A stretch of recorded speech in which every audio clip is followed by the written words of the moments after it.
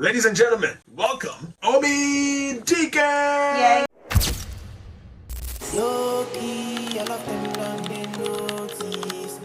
I'm not joking, all my guys them know me. Since '06, I've been writing this story. If the baby stays there 2 hours after it's been detected, the woman can convulse and die. Wow. So I was literally close to death, right?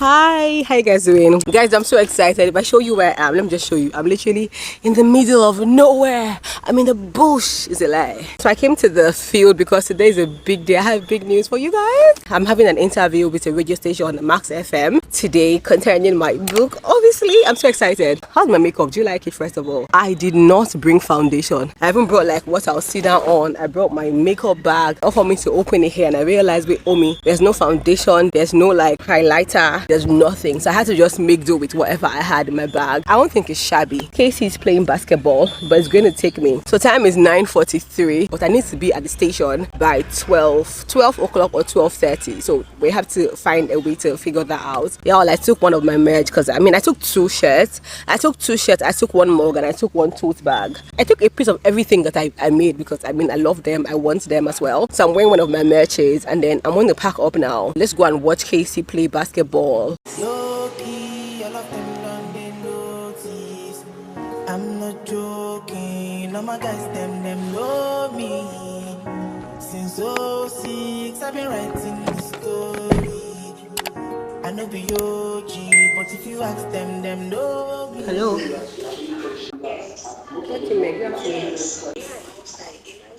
I know most. I know they blow trees, only knowing you below.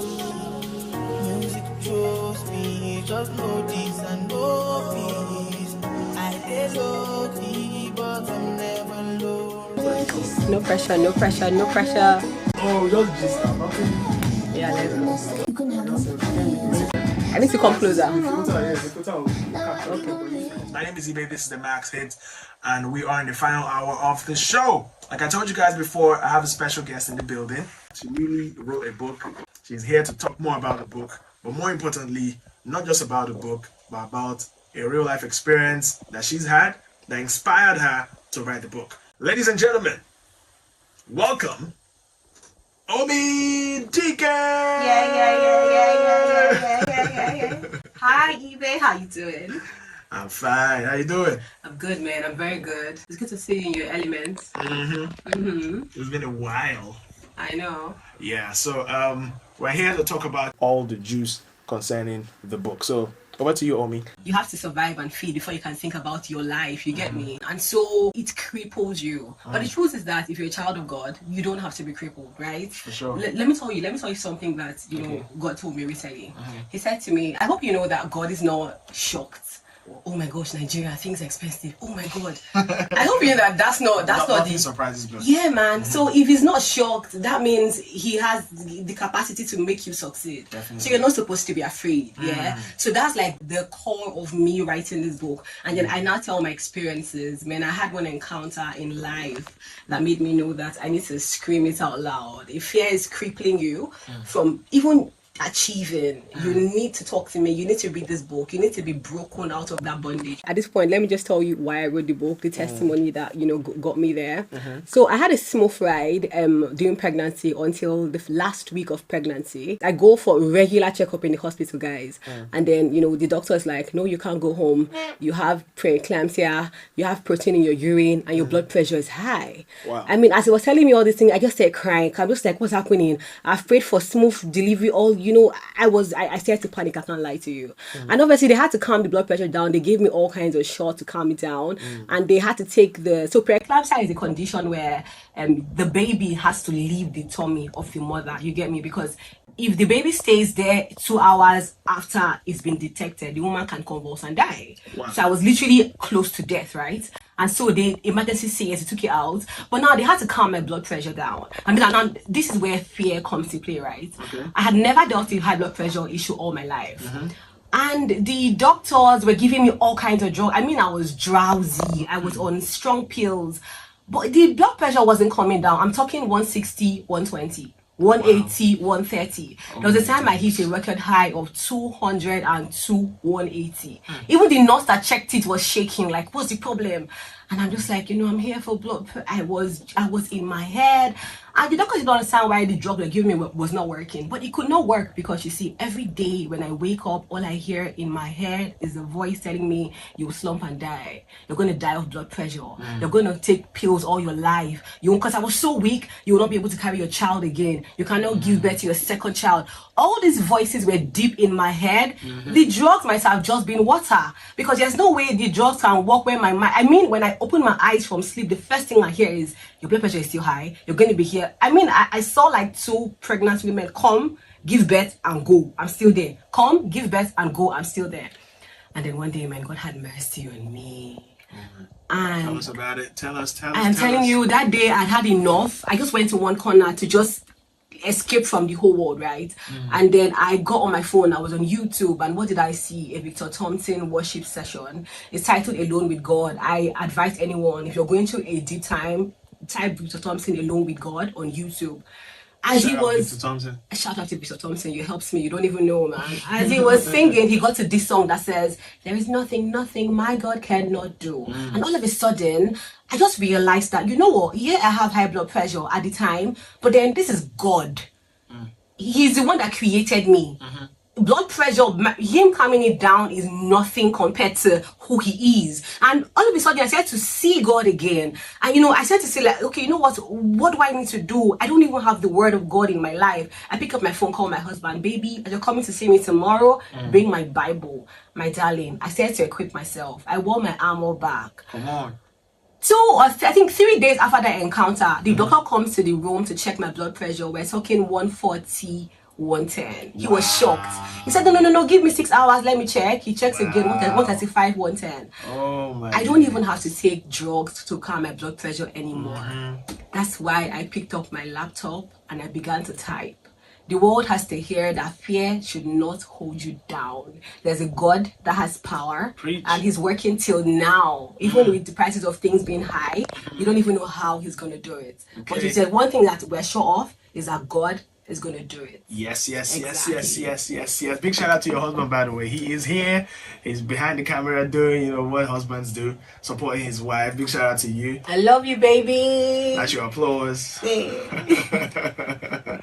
Okay, so just a question. We're going to break and then we'll come back. Now, the question I want to ask you is, how do you, apart from, telling us your testimony, because I mean, it never gets old, right? But how do you actually inform people who all their lives they have been trained to live in fear? And when I say trained to live in fear, I don't mean it as maybe particularly as a bad thing, but they have been trained to put their mind in a way that, oh, if things don't go like this or the way I plan, I should have a backup.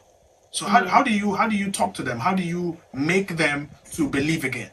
I think sharing your testimony every time you have an encounter, that is beyond human understanding, that you know that it was a divine force and it was God that helped you. You share your testimony the way it is.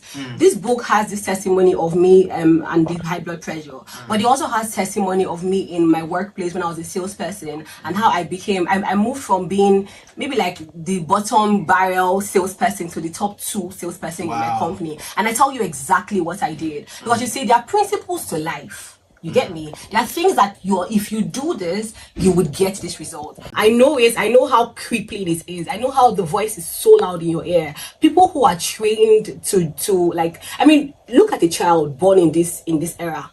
His parents are talking price. Everywhere he goes, price. The child is just hearing impossibility. The more we push out that there's a way out, guys, this is the way out, the better for you. Okay. About to wrap things up on the max head, but we still got the queen herself, Omie Odike, in the building, talking about her new book. It's the first of many to come, and it's titled The Other Side of Fear. She mentioned depression. We're going to be talking about how to deal with depression. How do you talk to people, make them to believe again, make them to see life differently, especially those who have been programmed, maybe from their childhood, on how to just be afraid of things, afraid of the unknown.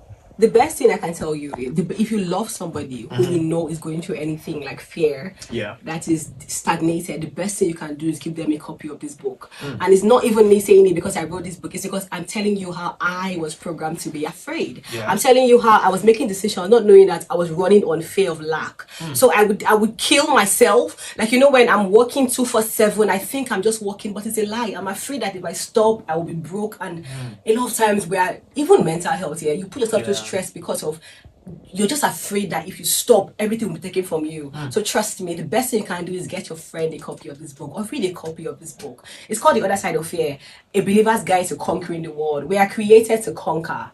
So how can they get it? Okay, so I mean, you can send me a DM on Instagram, Omie Odike, so TheOmyOdike, or even go to my website, omieodikn.com, or better still, you can even go on Amazon and just type The Other Side of Fear and you'll see, or even Seller, you can go on Seller and see it as well. What's your sign out statement for young people who, you know, are caught in between maybe making decisions concerning their lives? Some people even feel like maybe they're not good enough for some opportunities and they just feel like, you know what, I'm tired of life. What would you say to them? I'll say, if you're alive, there's a reason why you're still breathing. If there's still breath in your lungs, there's a reason why. And the reason is because you're created to succeed and to thrive. That's why you're created. For sure. Your mind can tell you otherwise, but guess what? What has your the person who made you, why did he make you? You know, when those voices come to your head, what counter voice is God telling you? You know, I quickly, depression, Depression is a state of, you just feel like right now it is a closed end. But guess what? There's always light at the end of the tunnel. And God has the best solution for you, I promise you. I cannot tell you about anything, but I can tell you about what worked for me. And God has worked for me. Okay, and finally, the last thing I'm going to say is the book will also be at Roving Heights. So if you go to any Roving Heights store in Nigeria, you'll get a copy of the book as well. Okay, ladies and gentlemen, at this point, we'll say thank you so much. You guys, big up eBay. eBay is such a talent. Freshest guy. Let me bust your bubble because they don't know you. Get me. Have you ever seen a man like eBay? Hot, sexy. If you want God, he's the person. You get me? If you want life, he's the person. Real G, best friend. Get out. It was so nice, being here with you. Yeah. I love you, eBay. Thank you. Hope to see you soon. You will see me soon. Come through. I got you, I got you for life. Yeah, and I'm grateful. Oh, give me a hug. Thank you. You smell good. I always smell good. What you mean? What perfume is that, Ibe? It's a combination of 6 perfumes, actually. 6. Pressure. Are you for real? For real, I'm joking. But you're intentional because you smell good. He's taking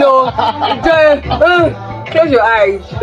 So I had such an amazing time with Ibe. Ibe is a darling, and I cannot leave here without blessing him with a copy of my book. So Ibe, my darling, this will be such a blessing for you. Thank you. Yeah. Thank you, Omie. Thank you. Yay! You guys, I'm home. Today was such a long day, so long. But first of all, the interview was amazing. God bless eBay. That visibility was so good. I want to lie down. I woke up by 5 today. I've been up since 5 a.m. My body's tired. But yeah, so my book is at Roving Heights. My book is at the booksellers. I'm so excited. If you want a copy of my book and you're in Abuja, Roving Heights, actually they have branch in Lagos, which is amazing, which is going to launch me into Lagos. I just pray that they put it on their Instagram and on their website and just everything so they can publicize me. Maybe rest when I get myself whenever I'll come. But it was an amazing day. I know they blow trees, only know you below. Music chose me, just know